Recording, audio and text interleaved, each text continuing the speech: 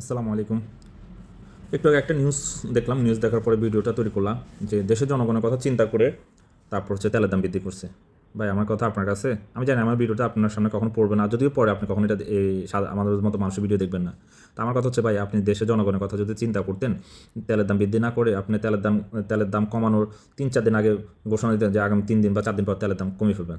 তাহলে কি হতো, আপনার পেট্রোল পাম্পে যে মালিকগুলো বা যারা তেল মজুত করছে, ওরা কি করতো, যেহেতু হাতে 3-4 দিন আছে, তারা তাদের মজুতকৃত তেলগুলো যত তাড়াতাড়ি সম্ভব সাপ্লাই করার চেষ্টা করতো। এতে করে জনগণ এবং দেশের মানুষগুলো উপকৃত হতো। সেখানে আপনি সেটা চিন্তা না করে আপনি বলছেন দেশের জনগণের কথা চিন্তা করে আপনি তেলের দাম বৃদ্ধি করছেন কিছুটা। তো কিছুটা আপনার জন্য কিছু না, কিন্তু কিছুটা সাধারণ মানুষের জন্য অনেক কিছু। ওই হুমায়ুন ফরিদের একটা ছবির মধ্যে হুমায়ুন ফরিদের কাছে ব্যবসায়ীরা আসে যে আপনার কিছু জিনিসপত্রের দাম বৃদ্ধি করবে। তো বৃদ্ধি করবে সেজন্য সে প্রত্যেক পণ্যের উপরে 1 টাকা করে দাম বৃদ্ধি করতে বলছে। তো হুমায়ুন ফরিদের যখন ছবি করতো তখন 1 টাকা 2 টাকা করে দাম মোটামুটি ছিল।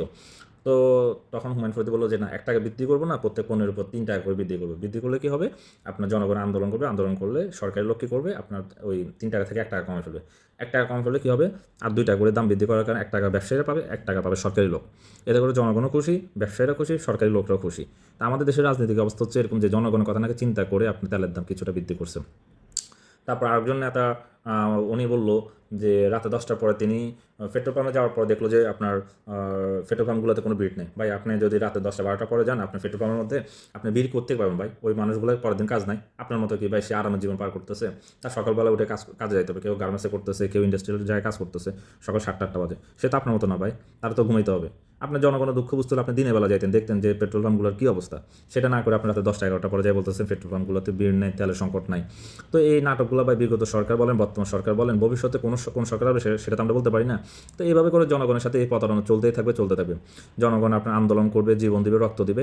এক সরকার যাবে, আরেক সরকার আসবে, জনগণের কোনো উন্নতি হবে না, যে অবনতি হবে। আপনি দেখবেন যে বিগত 17 বছর ধরে যারা রাজপথে রাজনীতি করতেছে তাদেরকে দেখছেন যে আজ পর্যন্ত একটা ভালো কোনো পজিশনে আসতে পারে নাই। কিন্তু আপনি দেখেন বর্তমান সরকারের দিকে তাকালে দেখবেন যে ভালো ভালো পজিশনগুলোতে তাদের স্ত্রী, তাদের ছেলে, তাদের মেয়ে, তারা এসে ভালো ভালো জায়গায় বসছে। কিন্তু যারা এই নেতা গাড়ি দেখলে পিছনে দৌড় মারে, নেতার পিছনে দৌড়ে, তারা আজ পর্যন্ত ভালো কোনো অবস্থানে যেতে পারে নাই। বা এই রাজনীতি, এই সরকার বলেন, আগে সরকার, ভবিষ্যৎ সরকার বলেন, এরা কেউ ভাই দেশের জনগণের ভালোর জন্য রাজনীতি করে না ভাই, সবাই নিজ স্বার্থের জন্য রাজনীতি করে। এই বুঝটা যদি আমাদের জনগণের মাথায় আসে তাহলে দেশটা অনেক আগে সুন্দর হতো। সামান্য ক্ষমতার জন্য, সামান্য ভালো থাকার জন্য এমনি একটা দলকে ক্ষমতা নিয়ে আসি, তো শেষ পর্যন্ত আমরাই কষ্ট করি। প্রত্যেক জিনিসের উপর ট্যাক্স বাড়ানো, সমস্যা সৃষ্টি হচ্ছে, এটা আমরা ফেস করা। সরকার যে দলে আসুক না কেন তাদের কোনো সমস্যা নেই, যত সমস্যা আমাদের সাধারণ মানুষের উপর। ভালো থাকবেন, আসসালামু আলাইকুম।